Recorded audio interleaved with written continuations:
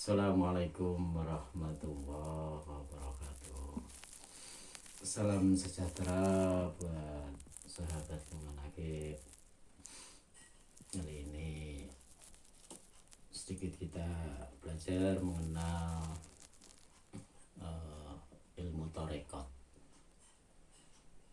Kalangan ulama kita khususnya di Indonesia itu sering menerangkan komponen-komponen di dalam Islam, yaitu syariat, tarekat, hakikat, dan ma'rifat. Kenapa kita harus bertarekat? Sebetulnya tarekat itu adalah secara arti semudahnya yaitu jalan. Jadi maksud tarekat di sini adalah jalan menuju Allah. Kenapa manusia itu harus bertarekat? Ya khususnya untuk orang Islam, ya itu ibarat naik perahu di dalam lautan, tengah lautan. Kalau makrifat itu intan, sementara hakikat itu lautannya, maka tarekat itu adalah perahunya. Jadi seseorang jikalau ingin mencari satu intan di tengah lautan, tentu dia memerlukan perahu atau kapal supaya untuk memudahkan menemukan intan itu. Jadi tarekat itu adalah jalan untuk menuju Allah, pada intinya seperti itu. Adapun tarekat itu sendiri, seperti saya dulu pernah diterangkan waktu ngaji, itu terbagi dua. Yang pertama itu tarekat am atau tarekat secara umum. Yang kedua yaitu tarekat khos atau tarekat yang secara khusus. Tarekat am, yang disebut tarekat am, yaitu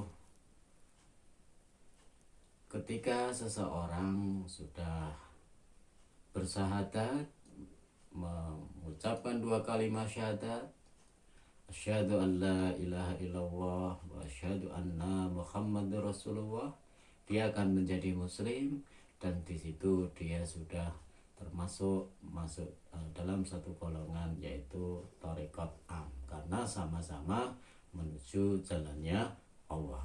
Jadi yang disebut tarekat am itu ya secara umum, ketika orang membaca dua kalimat syahadat dan dia berstatus muslim, maka dia sudah masuk yang disebut tarekat am, atau secara umum adalah dia muslim itu juga menuju ke jalan Allah. Yang kedua yaitu tarekat khas. Tarekat khas ini adalah secara khusus dibaiat, dibimbing oleh guru atau mursyid tarekah, supaya lebih mudah untuk secara benar menuju ke jalan Allah, menuju ke jalan yang diridhoi Allah. Ya, jadi tarekat itu ada dua, enggak sekedar artinya cuman kita kadang-kadang sering menghukumi orang lain. Kadang-kadang wah orang nggak mau tarekat, padahal itu adalah saudara Islam kita, padahal dia sebetulnya sudah bertarekat karena dia sudah berjalan secara Islam, cuman artinya tidak dibimbing dengan guru yang khusus. Nah itu sebenarnya ya kita semua orang Islam itu sebenarnya adalah sudah bertarekat. Jadi tarekat itu dibagi dua itu tadi. Adapun yang tarekat khos secara khusus itu dibaiat, biasanya seperti itu ya. Tarekat secara khusus ini banyak di kita sudah. Jadi di Indonesia itu sudah banyak sekali tumbuh tarekat secara khas, yaitu mungkin kita sering mendengar ada tarekat Qadiriyah, ada tarekat Naqsabandiyah, ada tarekat Saziliyah, ada juga tarekat Sitikiyah, ada juga tarekat Tijaniyah, Satoriyah, dan lain-lain. Nah, itu jadi yang tarekat khas itu sebetulnya kalau yang di Indonesia sudah ada tarekat Saziliyah, Qadiriyah, itu sudah termasuk bagian daripada tarekat khas. Jadi kalau orang Islam secara umum apapun golongannya dia adalah sudah masuk dalam tarekat, tapi sifatnya umum. Kalau yang khas itu dibimbing oleh guru. Nah, sekarang yang jadi pertanyaan kita sering berpikir, manakah tarekat yang benar? Kadang-kadang gitu. Kadang-kadang kita berpikir bahwa ada nggak sih tarekat yang salah atau manakah tarekat yang benar gitu ya. Pada dasarnya ketika tarekat itu dibimbing dan tetap pada jalurnya, dia tetap akan masuk tarekat yang benar. Bab tarekat sendiri itu prosedurnya ya dari mursyidnya, dari mursyid si A terus ke B terus ke atas sampai ke guru besar, misalnya sampai ila Rasulillah Shallallahu Alaihi Wasallam. Jadi ya tarekat itu sebetulnya secara garis ke atas tetap sampai kepada Rasulullah Shallallahu Alaihi Wasallam gitu ya. Jadi dari Rasulullah ke malaikat Jibril sampai ke Allah, itulah tarekat secara khas, secara khusus. Jadi adapun kenapa disebut, mungkin ada kita sering mendengar tarekat Saziliyah, itu mungkin karena disebut Saziliyah itu karena menginduk kepada guru besarnya atau mursyid Al-Qutbur Rabbani wal Ghausul Madani Syekh Ali Abdul Hasan Asadi ya gitu kan. Ada juga yang menginduk kepada Syekh Abdul Qadir Jalani, biasa disebut Thariqah Qadiriyah. Atau juga yang menginduk Syekh Bahauddin Naqsabandi, mursyidnya Syekh Bahauddin Naqsabandi itu adalah menginduknya ke Syekh Bahauddin Naqsabandi. Bahkan ada yang digabung. Nah, kadang-kadang kita sering mendengar bahwa ada tarekat Qadiriyah Naqsabandiyah. Nah itu biasanya mursyidnya mengikuti dua tarekat. Jadi setelah misalnya seorang ulama A, terus kemudian beliau mengikuti tarekat Naqsabandiyah, kemudian beliau mengambil lagi tarekat Qadiriyah. Nah kemudian beliau menggabungkan dua tarekat itu, diajarkan kepada muridnya sehingga digabungkan tarekat itu menjadi Qadiriyah Naqsabandiyah. Nah gitu kan. Kemudian timbul pertanyaan, dari tarekat-tarekat itu, baik itu Saziliyah, Qadiriyah, Naqsabandiyah, Sitikiyah atau yang lain, manakah yang paling baik? Nah kadang-kadang kita berpikir seperti itu. Ya semua baik, sebetulnya semua tarekat itu baik, karena tujuan utama dari tarekat adalah menuju ke Allah, mencari jalannya ridho Allah. Itu tarekat itu seperti itu. Jadi cuma dibimbing secara khusus, baik itu zikirnya, tingkah lakunya, akhlaknya kepada Allah, kepada Rasulullah, kepada para guru, itu dibimbing secara khusus. Jadi semua pada dasarnya semua tarekat itu baik. Nah yang tidak baik itu sebetulnya karena biasanya seorang muridnya itu tidak mau menjalankan apa yang diinstruksikan gurunya gitu. Nah sehingga bukan tarekatnya yang tidak baik, tapi muridnya sendiri ya secara oknum itu biasanya yang tidak benar. Jadi gurunya menginstruksikan A, memberikan perintah A, muridnya belok ke B. Nah itu biasanya tarekat kadang-kadang bukan tarekatnya yang salah, tapi muridnya yang kurang pas dalam terapan kehidupan sehari-hari. Nah itu tarekat itu seperti itu. Jadi tarekat itu adalah jalan menuju Allah. Jadi jalannya ibarat di tengah lautan ya perahunya. Nah, hakikat itu lautannya, sementara intan itu adalah makrifatnya. Jadi untuk mencari intan tentu harus pakai perahu, juga harus nyetir. Ada yang nyetirnya siapa? Ya secara garis besar perahunya itu ya yang nyetir adalah secara garis besar adalah sopirnya, itu nakodanya adalah baginda Rasulullah Shallallahu Alaihi Wasallam itu ya. Terus kemudian jadi pertanyaan lagi, apakah misalnya supaya orang langsung bertarekat gitu, jadi tanpa syariat yang betul kemudian bertarekat gitu, ya sebetulnya ada beberapa alasan. Ada sebagian guru yang membolehkan, ada sebagian guru yang tidak membolehkan. Jadi misal begini, kalau syariatnya masih belum jejak, itu sebagian besar ada sebagian ulama yang membolehkan, ada yang tidak boleh. Ibarat begini, kalau sholatnya saja masih bolong-bolong, nah terus masuk ke dunia torekot, ya ibarat kapalnya bolong-bolong masuk ke lautan, nanti akhirnya ya bisa tenggelam. Makanya ada sebagian ulama itu yang tidak menganjurkan untuk torekot dulu, tapi untuk membenahi daripada syariatnya dulu. Tapi ada juga yang membolehkan dengan alasan barangkali dengan adanya torekot dia bergabung mengikuti torekot yang tadinya sholatnya malesan jadi bolong-bolong jadi lebih rajin. Ya semua itu kembali kepada guru-guru masing-masing, jadi tidak perlu artinya ya menyalahkan, karena setiap guru mungkin punya pertimbangan masing-masing. Jadi kadang-kadang ada yang membolehkan, syariatnya belum jejak sudah masuk torekot. Tapi ada juga yang jangan ikut torekot dulu sampai syariatnya benar gitu. Ada itu guru yang seperti itu ya, kita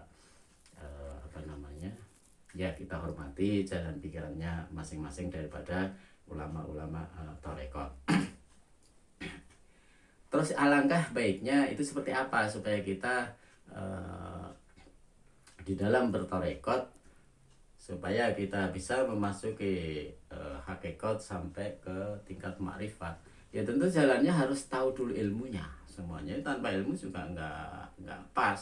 Kita harus belajar ilmu tarekatnya dulu, mengenal tarekat itu apa, cara kerjanya seperti apa, dan nanti dibimbing siapa gitu ya. Ya itu tarekat seperti itu, nggak grubyuk itu enggak sebetulnya.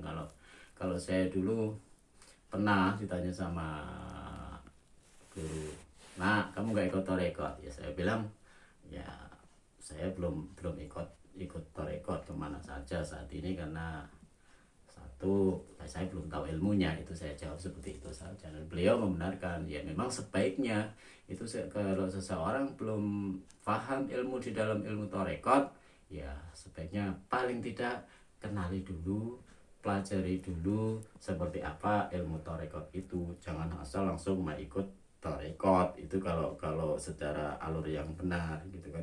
Ibarat kita mau membongkar sepeda motor, ilmunya sendiri tidak tahu bagaimana menservis sepeda motor, kunci-kuncinya aja tidak tahu, nanti ya ketika mungkin bisa terima bongkar nggak terima pasang lagi, jadi morat marit ya jadinya seperti itu. Jadi segala hal itu tentu pakai ilmu. Segala sesuatu yang tanpa ilmu ya tentu kacau. Nah, di dalam ilmu tarekat pun sama, nggak asal grubyuk.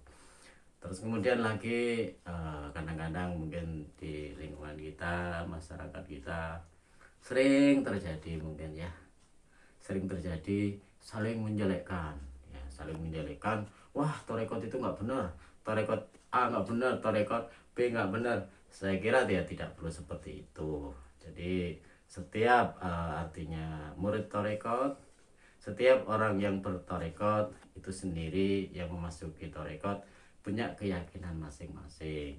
Jadi kita tidak perlu menyalahkan yang lain ya. Jadi nggak istilahnya yang ikut tarekat Saziliyah silahkan kerjakan dengan aturan main tarekat Saziliyah. yang ikut tarekat Qadiriyah silahkan berjalan dengan tarekatnya Saziliyah, dan yang ikut Naksabandiyah pun silahkan, karena setiap guru juga punya cara masing-masing di dalam membimbing muridnya. Jadi kita tidak perlu mengaku tarekat ini paling benar. Ya, semua tarekat saya bilang itu benar selama pada relnya. Ketika sudah keluar rel ya mungkin wallahu alam ya. Tapi kita tidak perlu menjelekan antara tarekat yang satu dengan tarekat yang lain. Ya, tidak perlu. Karena apa? Karena kata Allah di dalam Quran sendiri juga walana a'maluna walakum a'malukum wa nahnu lahu mukhlisun. Begitu. Jadi ya tarekat seperti itu. Di dalam beramal pun kita nggak perlu menjelekan orang lain ya. Dalam bertarekat pun juga sama. Nah, sementara ya kadang kita sering mendengar di lingkungan, mungkin lingkungan masyarakat kita, tarekat banyak A, B, C, D, terus akhirnya pada ribut sama orang-orang tarekat satu. Tarekat A menjelekan tarekat B, akhirnya jadi nggak rukun. Padahal ya tidak boleh seperti itu. Karena apa? Saya yakin mursyidnya sendiri mungkin di alam sana itu sangat rukun di samping Rasulullah Shallallahu Alaihi Wasallam. Ya, jadi seperti itu. Jadi sudah waktunya kita tidak perlu mengolok-olok daripada pengikut tarekat lain. Tidak perlu kita menyalahkan atau menghina apalagi daripada pengikut tarekat lain. Jadi silahkan dikerjakan apa yang diyakini. Sebetulnya yang nggak benar itu adalah ketika kita ikut suatu tarekat, tapi kita sendiri tidak pernah mau mengerjakan daripada apa yang diperintahkan, apa yang diinstruksikan daripada guru. Nah itu yang nggak benar, bukan tarekat A, B, C, D-nya, tapi sebetulnya pada manusianya masing-masing, sehingga ya itu tadi tidak akan pernah bisa mencapai daripada mengerti daripada ilmu hakikat sampai kepada menuju jalannya Allah, karena terlalu sibuk menjelek-jelekan orang lain. Itu ya fatal sebetulnya. Tidak perlu. Kita sudah harus semakin berpikir dewasa, semakin berpikir untuk lebih bijak bahwa tarekat itu sendiri, baik itu Qadiriyah, Sadziliyah, Naksabandiyah atau tarekat lain, saya yakin dari beliau mursyid-mursyidnya pun juga sudah dibaiat oleh Rasulullah Shallallahu Alaihi Wasallam. Yang tentu dunia kita juga bukan dunia para kekasihnya Allah, ya tentu akan sulit memahami hal tersebut. Yang penting kita yakin, kita kerjakan ilmu tarekat yang barangkali sudah kita dibaiat oleh guru, ya laksanakan dengan baik. Zikirnya sekian jumlahnya, diusahakan semampu mungkin. Ketika guru udah jangan maksiat, jangan maksiat, ya sudah berusaha untuk menjauhi daripada maksiat. Suruh perintah diperintah sholat sunnah, ya kerjakan perintahnya sholat sunnah. Sebab pada dasarnya yang paling berat di dalam bertarekat itu adalah bukan dosa kepada Allah sebetulnya, tapi dosa kepada guru. Nah di situ yang harus hati-hati. Jadi tarekat itu yang paling dosa besar itu dosa kepada guru ya. Jadi kalau Allah kita bertobat sudah selesai. Tapi kalau kepada guru lain lagi ceritanya, karena masih ada unsur manusianya. Apakah guru mau memaafkan atau enggak? Nah di situ pertanyaannya. Makanya yang paling berat itu bertarekat itu adalah taatnya kepada guru. Itu kalau orang biasa mungkin yang tanpa baiat guru, ya tanpa baiat guru disuruh zikir karena mungkin tidak baiat, nggak dikerjakan ya nggak berdosa. Tapi kalau sudah bertarekat, ketika dibebankan kepada murid, maka kalau tidak dikerjakan jadi dosa gitu kan, jadi dosa. Itulah bertarekat. Jadi ya susah-susah gampang sebetulnya, tapi ya apapun kondisinya kita juga harus belajar. Yang penting belajar ilmunya dulu, tidak perlu menjelek-jelekan dari tarekat yang lain. Kerjakan apa yang kita yakini sesuai dengan apa yang diajarkan guru mursyid kita masing-masing ya. Mudah-mudahan sedikit ini baru mungkin saya membuka awal daripada pengetahuan bagaimana bertarekat. Jadi tarekat itu sendiri memang ya pelajaran-pelajaran, satu pelajaran yang sudah istilahnya biasanya kalau orang-orang ulama-ulama sepuh biasanya dianjurkan ikut bertarekat itu udah di asas 40 tahun biasanya begitu kalau orang-orang dulu, tapi untuk sekarang ya sudah bukan jadi patokan lagi. Yang penting syariatnya sudah bisa, sudah bagus, silahkan ikut bertarekat. Nah, kalau ulama-ulama sekarang kebanyakan sudah seperti itu, tidak melihat daripada umur. Kalau orang dulu, ulama dulu karena memang pada dasarnya ikut bertarekat itu karena memang sudah tua lah, sudah waktunya lebih fokus kepada ibadah, kepada mendekatkan taqarrub ilallah, mendekatkan diri kepada Allah, sehingga butuh bimbingan secara khusus daripada guru besar, daripada mursyid, sehingga ikut bertarekah. Nah cuman untuk sekarang ya karena sudah semakin banyak pesantren yang berkembang, banyak secara lebih mudah untuk belajar agama, sehingga belajar ilmu syariat pun akan lebih mudah. Jadi sekarang lebih mudah dimudahkan untuk ikut bertarekah. Cuman ada beberapa hal yang harus diperhatikan ketika kita memasuki dunia tarekah. Ada tarekah itu diluruskan niat kita dulu. Kadang-kadang juga kalau saya perhatikan di lapangan ada juga orang yang bertarekah sebab ingin kaya. Nah itu sudah melenceng, niatnya sudah keliru sebetulnya ya. Orang bertarekah kok pengen kaya, aneh-aneh aja. Sebenarnya orang tarekah ya berjalan menuju Allah ya. Kalau kaya atau enggak itu, kalau kaya ya alhamdulillah, bonusnya barangkali seperti itu. Bukan tujuan utama dari semua mursyid untuk mengajarkan tarekah biar kaya. Itu saya rasa saya belum pernah mendengar itu. Cuman kadang-kadang itu tadi muridnya lagi yang ngacau gitu kadang-kadang ya. Itu yang biasa sampaikan. Mudah-mudahan apa yang saya ketahui, saya bukan niat menggurui karena sadar saya banyak ulama yang sangat berkompeten dalam hal ilmu tarekah ya. Mudah-mudahan bermanfaat. Salam sejahtera, semoga kita sehat selalu. Assalamualaikum warahmatullahi wabarakatuh.